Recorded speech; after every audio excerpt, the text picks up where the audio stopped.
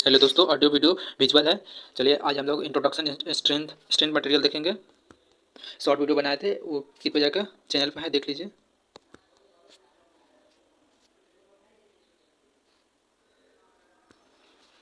Strength material introduction class है। ठीक है, थोड़ा इंट्रोडक्शन कर ले रहा है, तब पढ़ते हैं आगे। स्ट्रेंथ मटेरियल, स्ट्रेंथ क्या होता है और स्ट्रेंथ मटेरियल क्या होता है।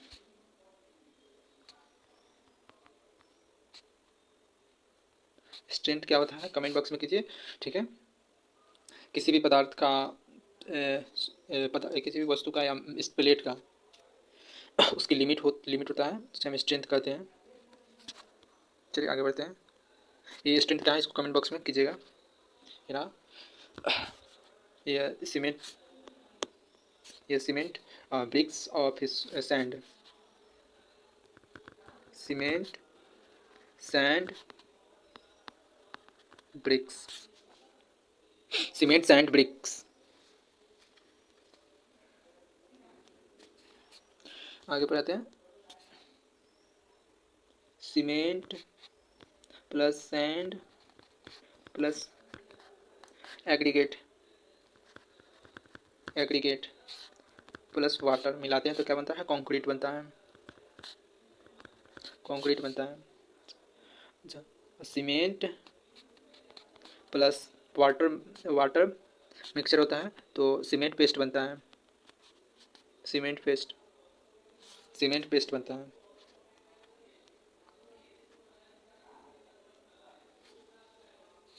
अच्छा, cement sand water mixture, mixer cement sand और वाटर को हम मिक्सर फील्ड में या वर्कशॉप में करते हैं तो ये क्या बनता है, या कंस्ट्रक्शन वर्क पर क्या बनता है तो इसको क्या बनते हैं, ये दोनों को हम मिक्सर करेंगे तो क्या बनेगा, मोटार बनेगा, मोटार। ठीक है, आगे बढ़ते हैं। यही मोटार है। देखिए, यह कंक्रीट है, इसमें सीमेंट सैंड, सीमेंट सैंड और एग्रीगेट वाटर का मिक्सचर है, सीमेंट सैंड और वाटर का मिक्सचर है, या कॉलम बन रहा है, कॉलम बन रहा है। ठीक है, कंक्रीट का मिक्सचर कितना है, सब सीमेंट का टाइमिंग होता है, मिक्सिंग टाइम और हार्डनेस टाइम होता है। ठीक है, ये रहा,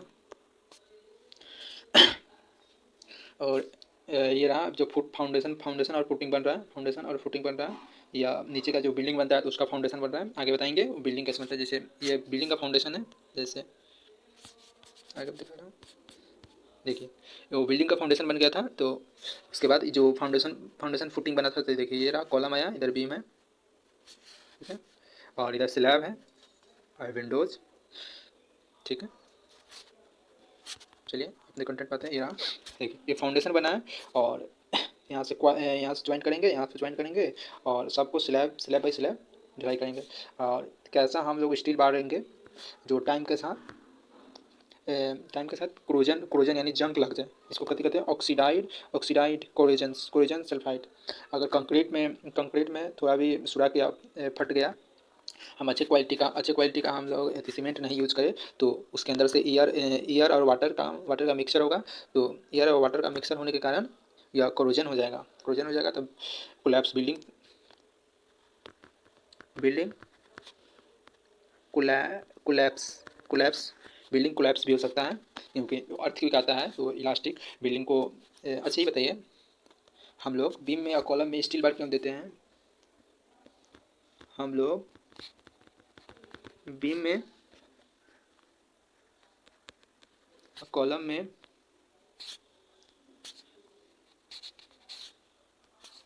कॉलम में स्टील बार क्यों देते हैं। ठीक है, यह प्रश्न SBT में और सेमेस्टर का एग्ज़ाम में पूछे गए हैं। हम लोग बीम में और कॉलम में स्टील बार क्यों देते हैं,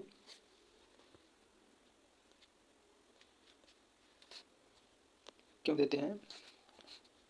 हम लोग बीम में और कॉलम में स्टील बार, हम लोग बीम में कॉलम में स्टील बार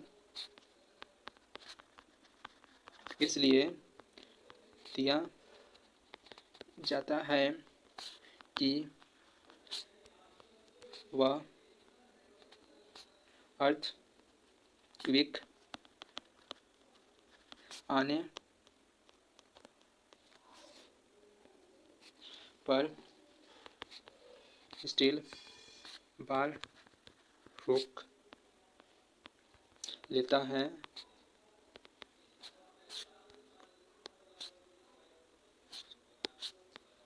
सब लोड स्टील बार पर जाता है तो हम लोग का बिल्डिंग सेफ रहता है। हम लोग का बिल्डिंग सेफ रहता है, इसलिए हम स्टील बार कॉलम में बीम में लगाते हैं। ठीक है।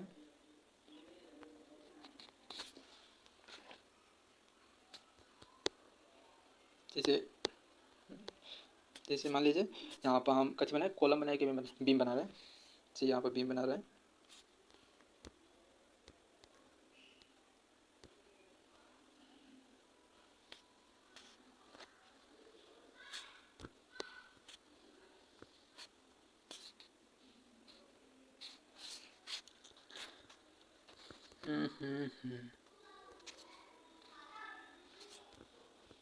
ये पेंसिल थोड़ा छोटा कर दें।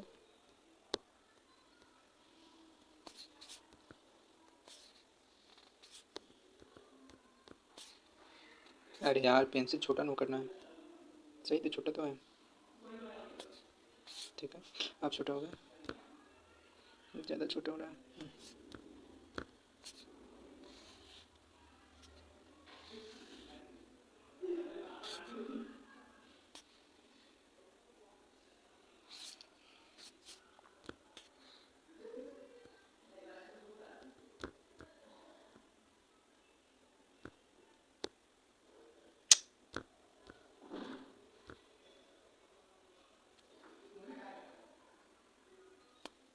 जैसे हम लोग यहाँ पर छड़िया देते हैं, तो छड़िया को यहाँ से और यहाँ से इसे घुमाते हैं और यहाँ से घुमाते हैं, इसे मैंने मोड़ते हैं, तो यही है स्टील बार है।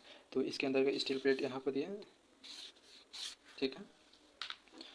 जैसे इस पर लोड लगेगा, इधर से लोड लगेगा या टेंसाइल लोड लगे। अच्छा ये बताइए कॉलम पर बीम पर कौन लोड लगता है?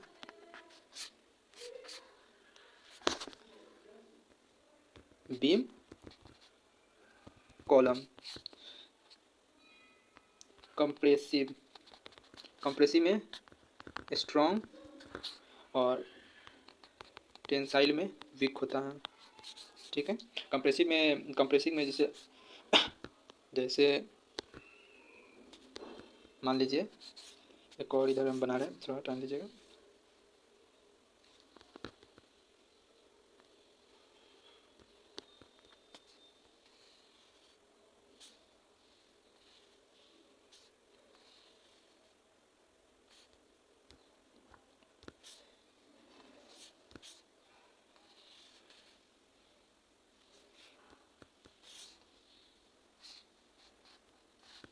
कैसे होता है? ऐसे जाके ऐसे होता है, ऐसे जाके ऐसे, फिर ऐसे जाके ऐसे, फिर ऐसे। मान लीजिए यहाँ पर इसको यूज करने दीजिए। ठीक है, समझने का कोशिश कीजिए। ये बीम है, तो इसका कंप्रेसिव लोड इधर से लग रहा है, इधर से कंप्रेसिव लोड लगेगा। कंप्रेसिव लोड लगेगा तो जो स्टील इसके अंदर के स्टील बार दिया रहेगा, इसके अंदर के स्टील बार दिया रहेगा, इस पर ये डायरेक्ट ऐसे लोड लगेगा। जैसे हम आपको दिखा रहे इमेज में लाए होंगे तो दिखा रहे हैं। क्या रखे होंगे? जैसे जैसे हाई आपको स्टील बार हो गया, जैसे हाई यार ये स्टील बार हो गया। अगर इस पर ये लोड यहाँ से लगेगा, यहाँ से लोड लगेगा यहाँ से, तो ये जो एक बार है तो इसके ऊपर ये लोड लगेगा, इस पर ऊपर भी ये लोड लगेगा। तो जैसे एक बार मान लीजिए 10 किलो न्यूटन लोड लग रहा है, तो जैसे हम सात को ले रहा है तो 70 किलो न्यूटन लोड से आएगा।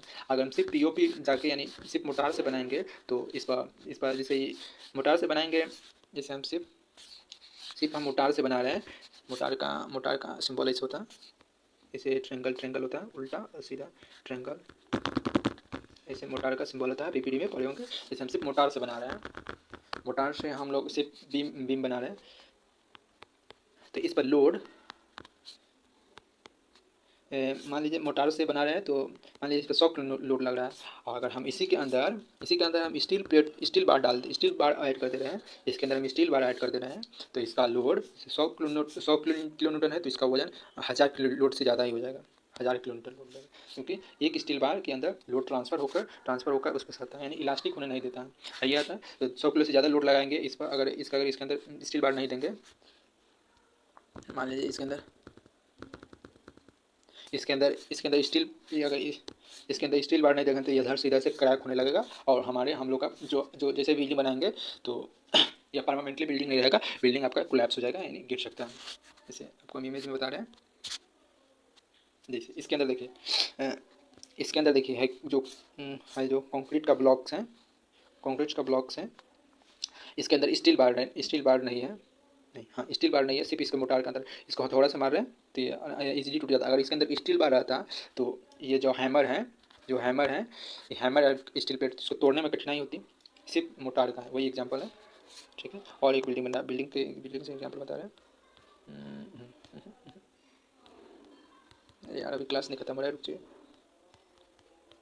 जैसे ये आपका मान लीजिए ये आपका बिल्डिंग है, हाँ कहाँ गए पेंसिल, मान लीजिए ये आपका बिल्डिंग, अरे यार ये आपका बिल्डिंग है, अगर इसके अंदर स्टील बार नहीं डालते, मान लीजिए स्टील बार नहीं डाले हैं, तो इस पर लोड ज़्यादा नहीं सह पाता, सिर्फ हम लोग मोटार से बनाते हैं, तो इस पर 1000 किलोमीटर की जगह पर 100 किलोमीटर लगता है। चलिए अगर रिकैप कर दे रहे हैं और मिलते हैं एक नेक्स्ट वीडियो में। चलिए इंट्रोडक्शन देख लीजिए, स्टैंड मटेरियल का डिफिनेशन कमेंट बॉक्स में डाल दीजिएगा।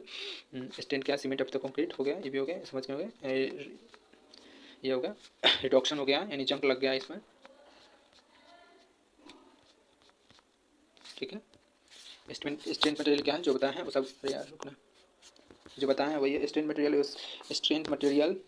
मटेरियल सब्जेक्ट है जिसमें हम पढ़ते हैं मटेरियल पर लोड लगाने पर क्या होता है, वह टूटता है मुड़ता है, स्ट्रेंथ मटेरियल कितना लोड सह सकता है। सिंपल लैंग्वेज में बोले तो लोड लगाने पर मटेरियल का बिहेवियर में पढ़ते हैं, इसमें लोड उसका बिहेवियर कैसा हुआ उसके बारे में हम लोग गति के बारे में पढ़ते हैं, कच्चे में पढ़ते हैं, स्ट्रेंथ मटेरियल में पढ़ते हैं।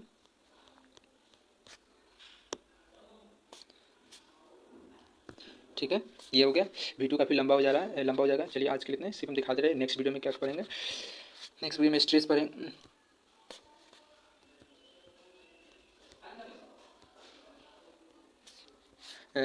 लोड अप टर्न में पढ़ेंगे, stress.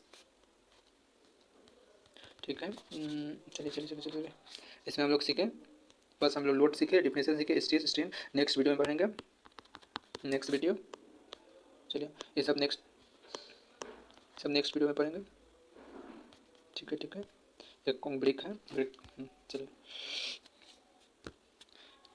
Student of the action point like करो और हेल्पफुल है, subscribe channel of the study contents रहेगा इसमें, फ्रेंडों के पास शेयर करो, कमेंट डन। ठीक है, ओके।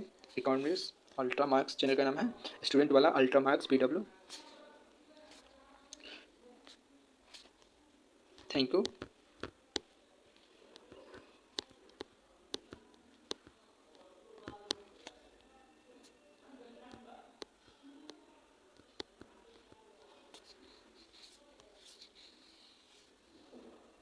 ठीक है, थैंक यू, मिलते हैं फिर से एक नेक्स्ट वीडियो में, तब तक पढ़ाई करते रहिए।